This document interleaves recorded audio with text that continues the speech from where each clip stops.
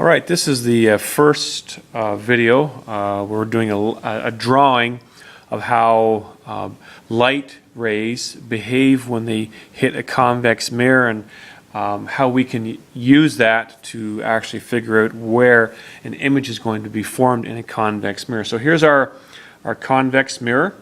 All right, so we're going to use this surface right here where it's bending outwards. We're going to allow light to hit that, reflect off it.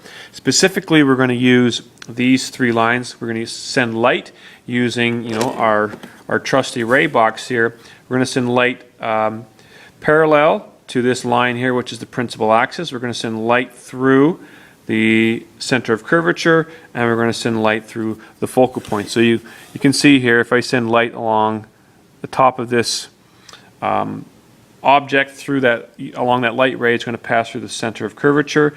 And if I move it, shift it to here, and again, light moving along the top of the object along that line, we're going to pass through the focal point. So we're going to try and see what happens to the reflected light rays once we pass light along these three paths. Okay, so let's place our mirror down, and we want to place it as close as we can to the curvature that's there, and we're going to add a parallel light ray that's going to move along that first path. Okay, and we're going to kind of trace as best we possibly can a portion of that light ray so we know where it's coming out.